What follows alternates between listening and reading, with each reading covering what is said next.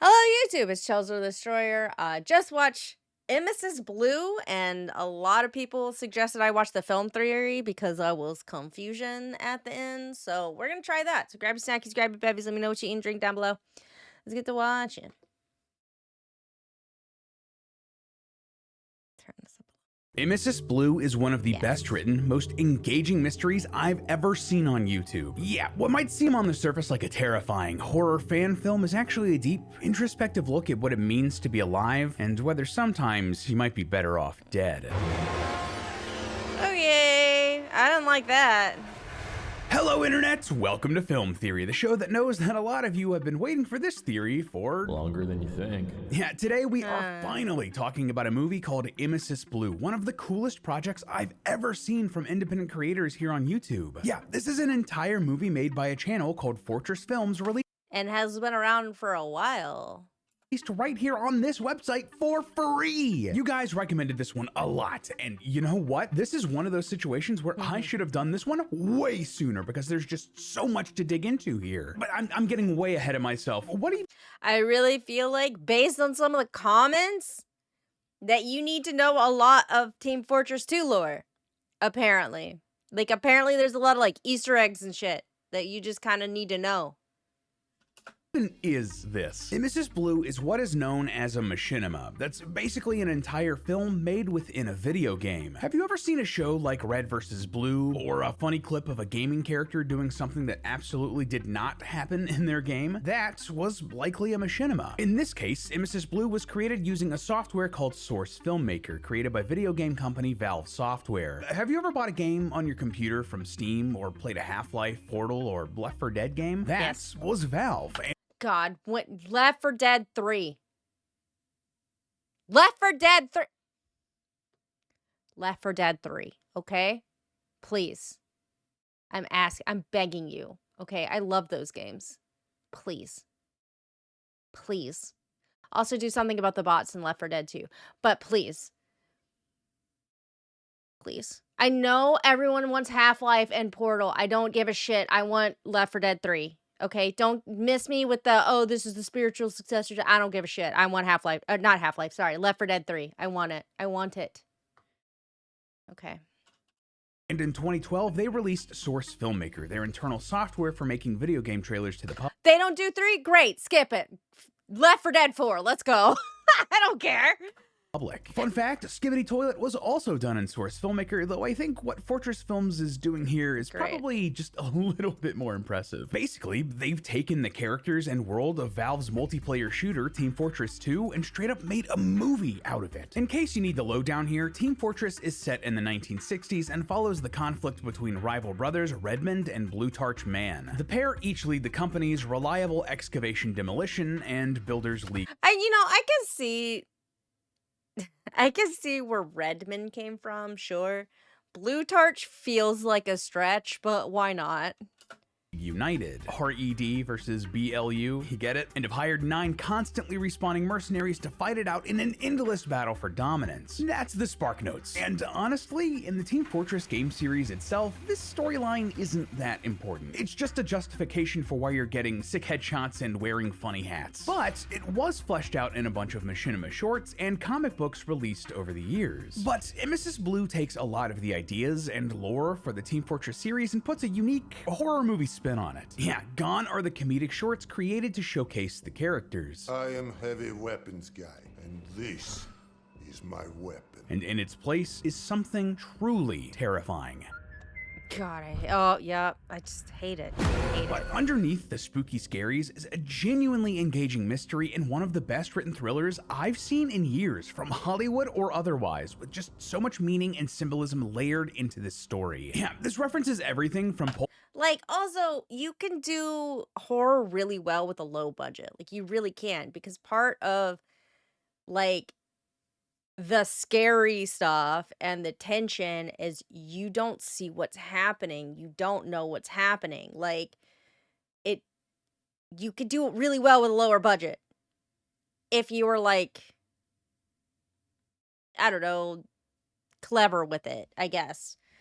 And they did really well with the horror in this. it was also confusing, which is also part of the scary stuff, because if you don't know what's going on, you're gonna be more scared. I think they did really well with it. Pulp Fiction to obscure 1930s German cinema to short stories by one of the most famous horror authors of all time. Who is responsible for the atrocities we see in this movie? Why are they happening? And how exactly are the dead coming back to life? I'm gonna be real with you, loyal theorists. There's a lot to unpack with this one, and despite my best efforts, there is absolutely no way we're gonna be able to cover this in one theory, even if it's a bit longer than normal. If y'all enjoy this, we might end up making a couple more theories, so let me know what you think in the couple comments, more, but for dang. now, suit up and grab More than 2. your favorite hat, loyal theorists. We're decoding the mystery of Emesis Blue. And real quick, I gotta say, my watching experience of Emesis Blue was made all the better thanks to Opera, the sponsor of today's theory. Listen, I am always trying to optimize my time on the internet, whether it's doing research or just watching videos. Web browsers are a huge part of that, and I have just fallen in love with Opera. I've personally used Opera for years, ever since they implemented the Tab Island feature. Like, I don't know about you, but I always end up with way too many tabs open while doing I'm gonna be honest. the Tab Island feature. So I have a Samsung Galaxy S7 Plus tablet or whatever the fuck. And y'all are gonna probably be like, well, that's stupid. But I have both the Samsung internet, which is kind of limited, like browser, and I have I have Google Chrome browser, right? Whatever. Google Chrome, the browser for my tablet, started doing this kind of thing, and it's slightly confusing to me. I'm not even gonna lie to you. Like, I don't hate it, but it's also a little weird, and the way they do it isn't great, I feel. Like, they have everything, like, grouped by color, kind of, but it doesn't visually look like this. I don't know. I don't hate this thought, to be honest. But also every tab I have open on Google Chrome on my tablet is an AO3 tab, and they're now grouped by by like series, because I'll be reading from different fandoms or whatever. So I also find that kind of funny. Like, I don't know about you, but I always end up with way too many tabs open while doing a deep dive into a Wikipedia wormhole. But tab islands group them based on context. Like, do you have a So bunch many of tabs open tabs. from YouTube? Well, That's so many tabs. So for my work computer, I use Safari because I have a Mac. And like I literally only keep open the things that like I always need to refer back to, which is like eventually the Square Space website like builder thing, so like I can go update my websites. Um like fucking Meta Business Suite, which I hate, whatever. And some other stuff, like and like my emails. Like I don't keep like 20 tabs open. If I have to like open tab, like I'll open a tab, use it, and then immediately like be like, cool, don't need this open all the time, exit. Like, or I just open up a new window and then just close that window. Why? I don't understand people that keep 5,000 tabs open. Now, I've said this, however, for AO3 tabs. AO3 is different. Okay, why is it different? Because sometimes I don't want to bookmark everything because I'll lose my place mentally. So, like, I just keep it open on the tab so I can refresh it and be like, did this update? Yes, no, okay. So I understand AO3 readers. I understand if you're reading multiple things at one time and you keep multiple tabs open. But otherwise, I don't really understand why people have like 5,000 tabs open. they'll be in their own island and collapse down to save you a bunch of space. They also have this new feature called tab traces, which leave little subtle highlights on tabs that you've recently looked at. Yeah, no more trying to find what you were just reading, but lost because you clicked away. And they've also just put in this split screen feature, which lets you have 2 tabs open at the same Androids do this. I don't like it. I'm sure a lot of people do. I don't know why I have an issue. I accidentally open things like this on my Android tablet. It confuses the hell out of me every time. I don't like it. I don't want it. That's just me, though. Obviously, I don't know what I'm doing. I'm sorry I'm talking so much about that, but still. same time in the same browser window. So you can watch a video on one tab while reading or taking notes in another. Okay, so it's for multitasking, but like dead ass, I don't. That's not what I use my tablet for. So All without opening a new video and slowing things down. And that isn't even touching I could see. I'm so sorry. I could see this working really well on like a computer. To be honest, especially if you only have one screen. I'm not gonna lie to you. I'm currently rocking 3 on this current setup, but whatever. Um, so like on a computer, I feel like that makes sense. On my tablet, I feel less so. And my Samsung phone did this too, and I was like, built-in Aria feature. With Aria, you can press Control+/, pull up a prompt, and ask Aria a question. It'll then search to get you that answer, all without leaving the web page that you're on. Plus, Aria also has a built-in image recognition feature, so it can look at images that you upload and tell you all about it. Let me just say that this has been super useful for us as we research stuff for theories. We can just upload an image to Aria, and it gives us a lead that we can explore. So if you want to check out the future of browsing, check the link in the description to download Opera. I do need to probably try Opera. Sponsoring this theory, and let's jump back into the. For those of you wondering, I'm currently using Firefox. I am not using Opera, but I like Opera gets. I don't know. I know like Russian Badger has it. Now this has it. Like, maybe I'll try it out. I don't know. Terrifying world of Emesis Blue. So let's do our best to do a brief explainer here. Well, at least as brief as we can be, considering that this movie is so dense, it might as well collapse under its own weight and become a black hole. Emesis Blue starts out with a montage of a device known as the respawn machine, but it's not quite operating as intended. A machine that controls life and death and starts going wrong. I wonder if this is going to be a problem at all. Anyway, we then cut to a character called the Scout visiting a medic named Dr. Fritz Ludwig. I guess the Scout was real impressed by his Elden Ring streams. These two used to be mercenaries working for Blue, but Scout was let go after some accident. We actually later see a termination notice explaining exactly what happened. The respawn machine malfunctioned, damaging the Scout's brain and leaving him with an IQ of just 48. He now has to be under the constant care of a legal guardian, in this case, his mother. The Scout explains to Ludwig that he's been paranoid and having bad dreams, and Ludwig gives him a checkup before driving him home. I should note that a lot of the characters, especially Ludwig, keep having strange, unexplainable visions and dreams throughout the whole movie. It adds to the surreal, horror atmosphere and is a big part of the mystery here because, well, there seems to be something truly paranormal going on here. For example, Also, the lighting, quote unquote, the like sound design, all of that really does well in a horror setting.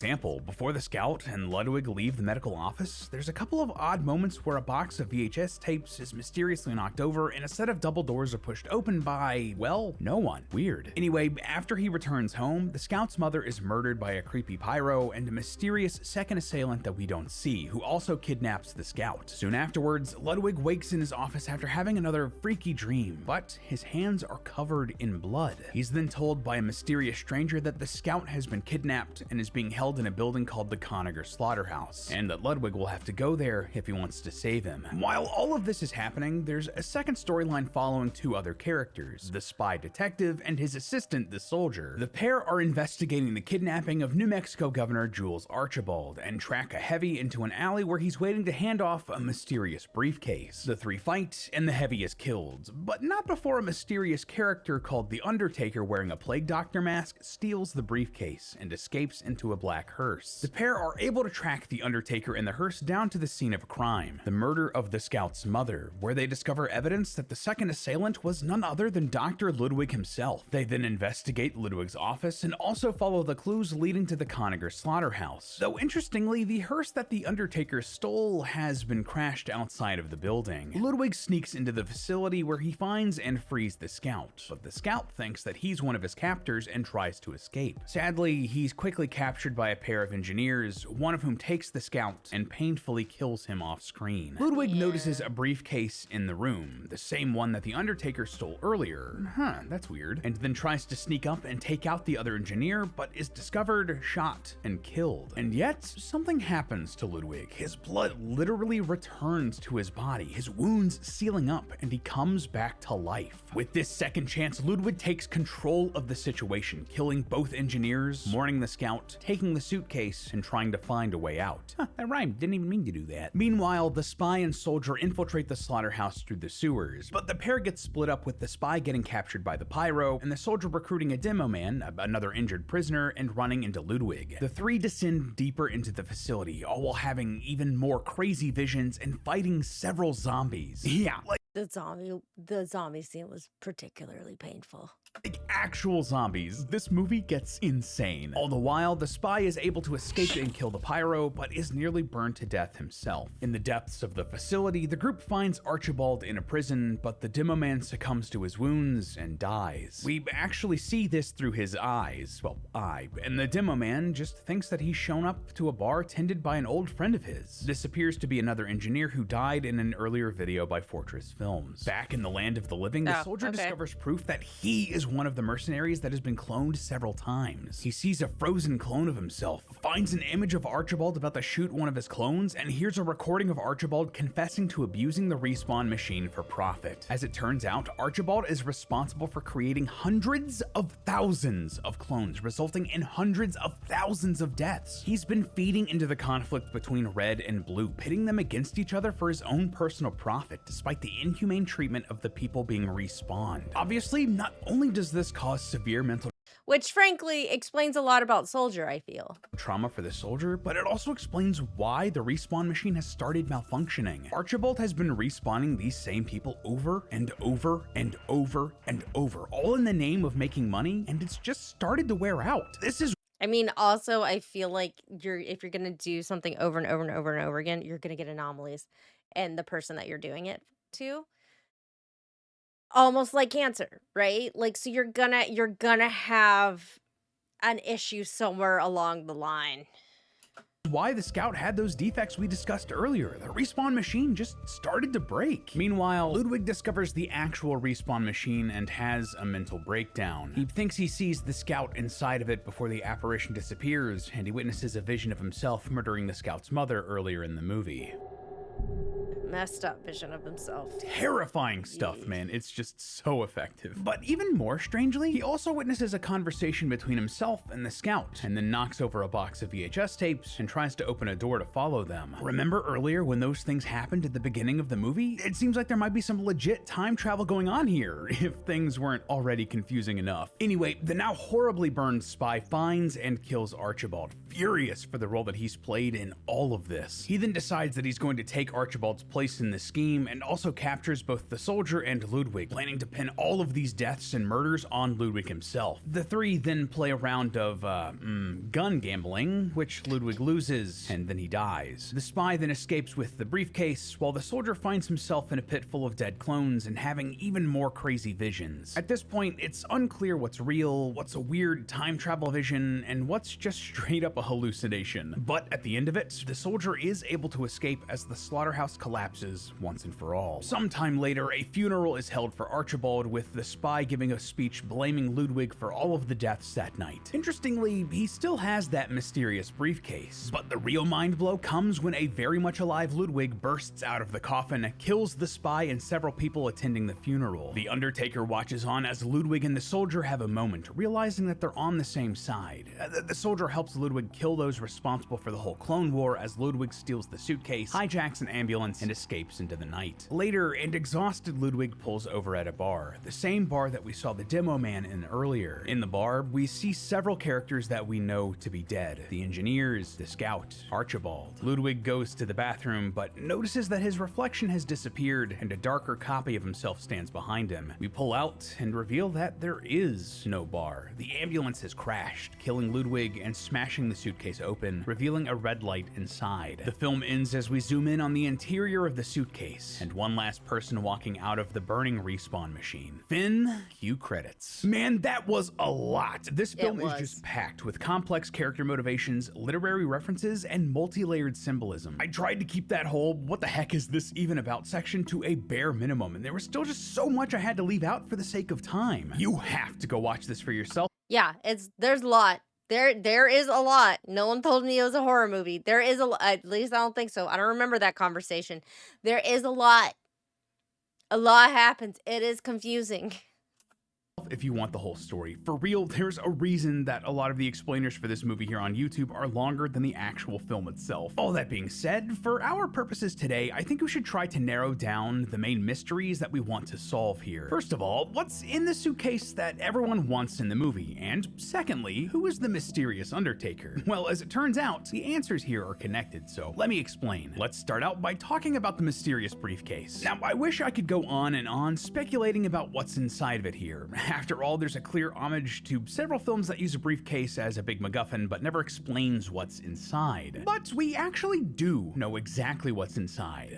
The movie doesn't tell us, but the filmmakers do. See, these creators have a Patreon to support their work here with these films. Please go check it out if you have any interest in helping them continue to make just awesome work. And one of the rewards that they offered here is the screenplay they wrote for Emesis Blue. Naturally, because I want to be as thorough as possible, and because I'm certifiably insane, I backed the creators, downloaded the script, and just poured over it. And in the screenplay, they don't really treat the briefcase like a mystery at all. In fact, they're pretty upfront about what's inside. The respawn core. Basically, whatever technology was being used to power the respawn chamber, that's also inside of this briefcase. And now, all of a sudden, a lot of things make a lot more sense, right? This is why this device is so highly sought after by so many characters in this movie. It explains why the spy is holding on to it, even at the end of the movie, since it would be key for him to replace Archibald in the Clone Wars scheme. And remember that scene where Ludwig was straight up shot and killed, but somehow miraculously came back to life? Well, what was in the room with him here? The respawn core. Same thing at the funeral when Ludwig popped out of the coffin. The spy had the respawn core. So easy peasy, that's one mystery solved.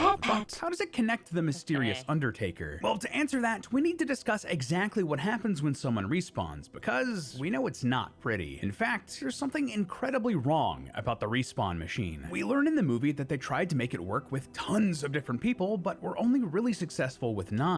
Actually, there were 10 people who respawned, but one went insane and died. But what happens to the people who aren't compatible with the respawn machine? Well, other than them outright dying, coming back deformed, or not coming back at all. Well, just take a listen to this message of someone talking about their experience inside of the respawn machine. It's longer than you think.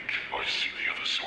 And again, when the demo man talks to the spirit of his deceased friend. Longer than you think. It's longer than you think. I nearly jumped out of my chair when I first heard this because this is a reference to one of my favorite horror short stories ever, The Jaunt by Stephen King. See, in this story, humanity has created technology that lets us teleport, but there's one big side effect. If you teleport while conscious, you either die immediately or go crazy and then die shortly afterwards. Doesn't that sound kind of familiar? So, to avoid this, people are put to sleep with gas before teleporting. The main character of this story tells his kids about this, and when the family travels to Mars for a business trip, the son holds his breath so he isn't knocked out by the gas. And on the other side, he's gone absolutely insane. He starts clawing his eyes out, screaming, longer than you think. Longer than you think. Basically, when you're teleported here and awake in this story, time works differently for your brain, and you experience way, way, way more time than the real world does. Which kind of makes sense. I mean, it depends on how they're teleporting you, right? If they're teleporting you through, like, say, a wormhole or, like, a black hole even, which is basically a wormhole, like, you know, something with an event horizon, you're going to experience time differently. So that makes perfect sense, depending on what the technology is.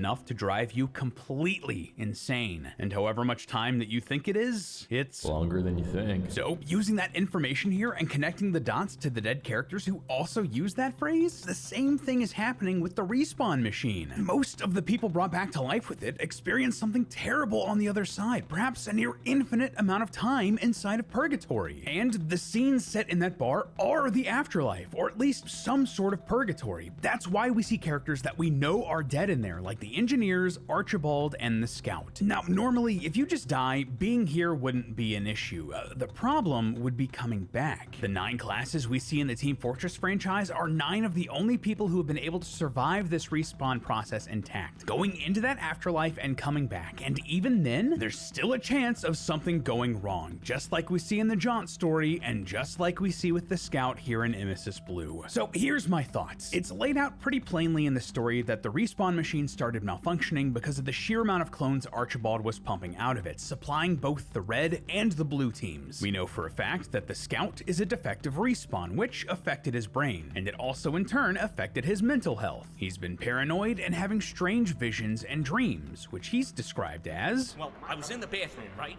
And as I was brushing my teeth, all my teeth started to fall out. Well, the Scout isn't the only character to have similar strange visions. We know that The doctor did.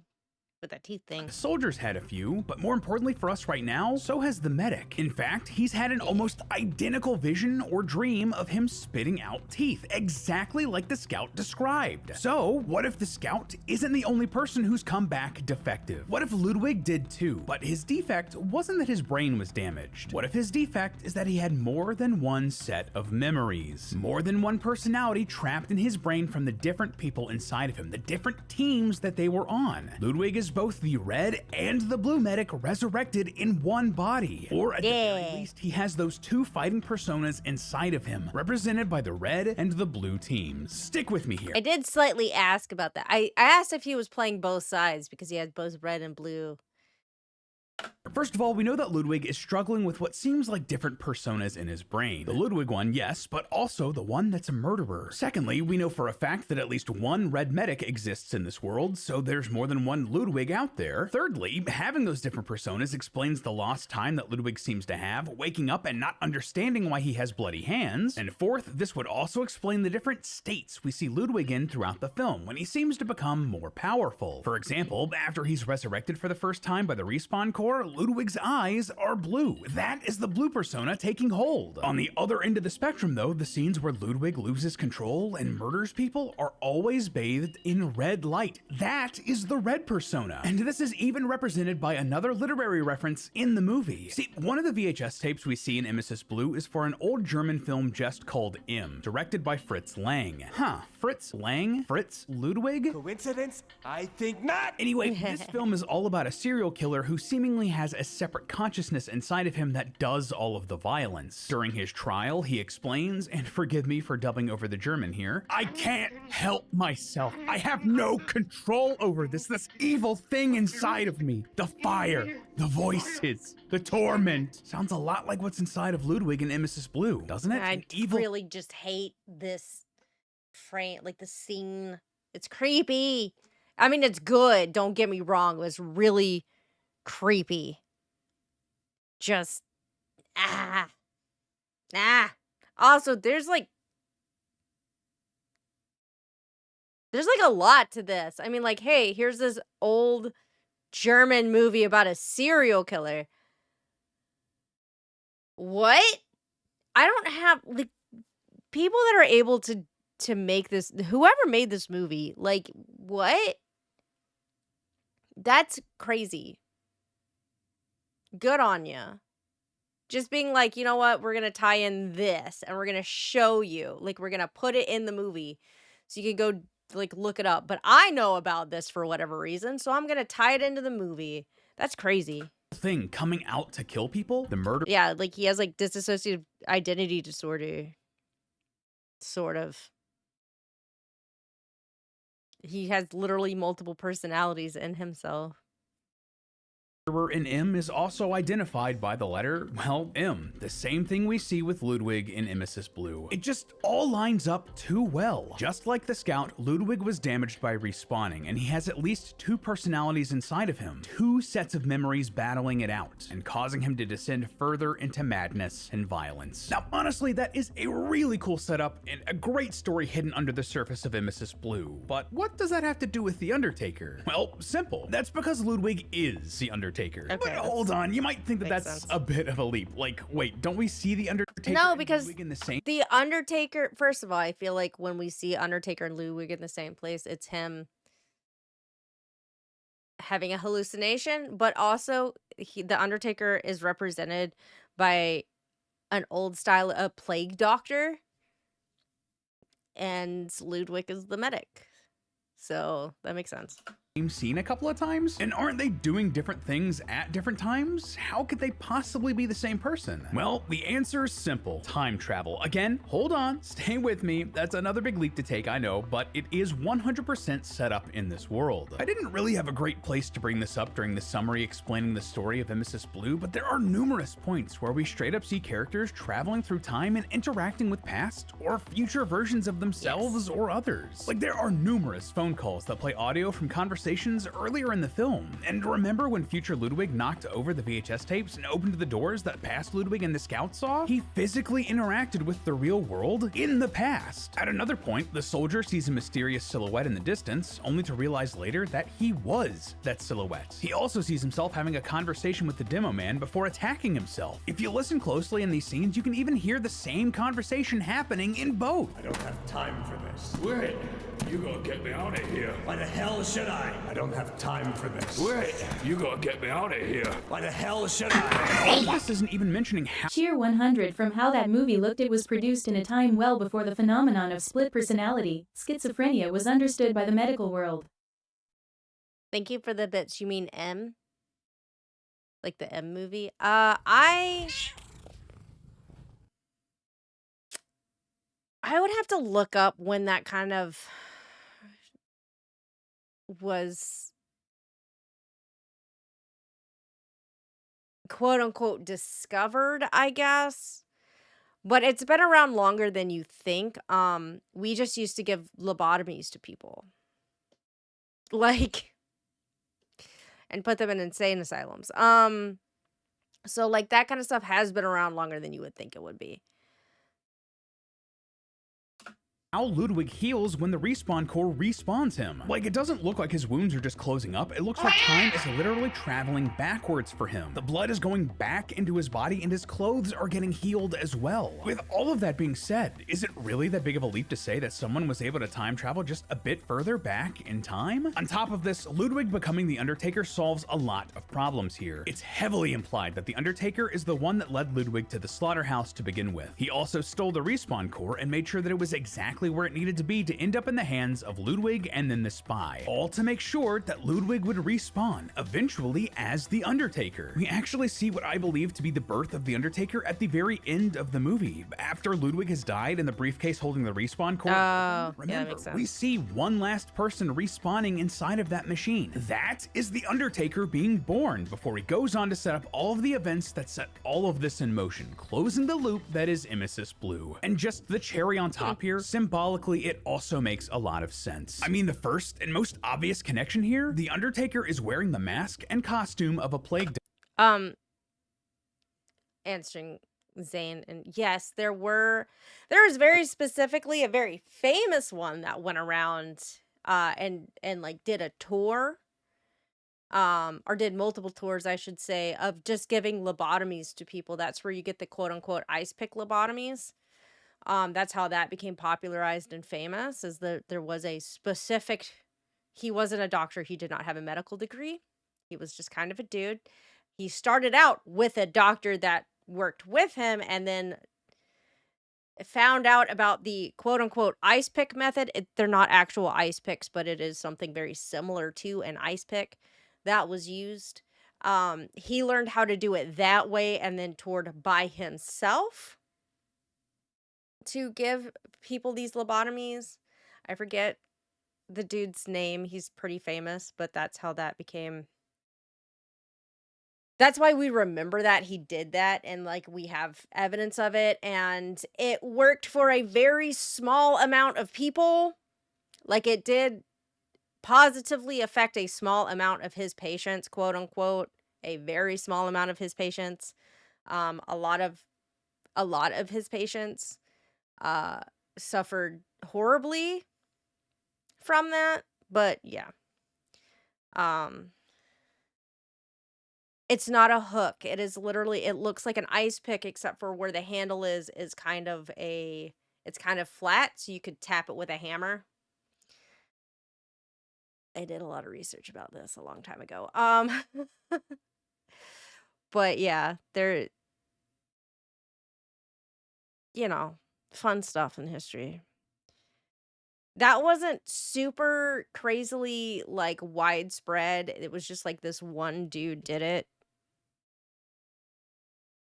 mostly, but we did give people lobotomies. It wasn't just this one dude, like, we did give people lobotomies, so doctor. These were physicians who tried to treat the Black Plague in 17th century Europe, but I mean, Eh. come on, plague doctor and a medic? That's kind of on the big pointy bird mask nose, isn't it? Plus, throughout the film, Ludwig slowly grows skinnier and paler as he loses his humanity, and eventually starts dressing in black by the end, just like the Undertaker. And then there's the scene at the very end of the movie where Ludwig is in the afterlife bar bathroom. His reflection disappears, but a darker version of himself appears behind Ludwig. This is representative of that Undertaker persona taking control of Ludwig entirely. And that, my friends, is the true story of Emesis Blue. This entire also, this picture upsets me so much because, like, it is, like, them smiling and, like, yeah, we're friends or, like, we're pleasant colleagues or whatever, sitting together, and then the fucking drill on the table, and the drill is what the instrument that killed Scout, and it upsets me. horrible, tragic series of events was predestined to happen because, to The Undertaker, it already happened. The best thing that they can do is just to make sure that the people who caused all of this pain got the punishment that they deserved. Now, there is just so much here with Emesis Blue, and I feel like we've only barely scratched the surface. Honestly, there might be a world where we try to do a follow-up or two, trying to really figure out everything else going on here. Like, what the heck are the Emesis diazepam pills? And could we possibly lay out a cohesive timeline for the whole story in a way that makes sense? I mean, there's like a whole thing going on here with time travel and looping and the afterlife and all that jazz, not to mention like other And also just straight either other realities possibly or just, like, straight up flashbacks that may or may not be real, hallucinations, like, everything is just a lot. movies that Fortress Films has made. Like, it's implied that Emesis Blue takes place in the same universe as a previous movie called Spies Disguise, which leans way more into comedy, and it's just a really funny juxtaposition to the serious horror here in Emesis Blue. Please let me know if any of that sounds interesting to you in the comments below. But until then, remember that it's all just a theory. A film! Wait, no, I wanted to read that. In the comments below. But until then, remember that it's all Me, my already suffering sleep schedule, watching Mrs. Blue at 2 a.m.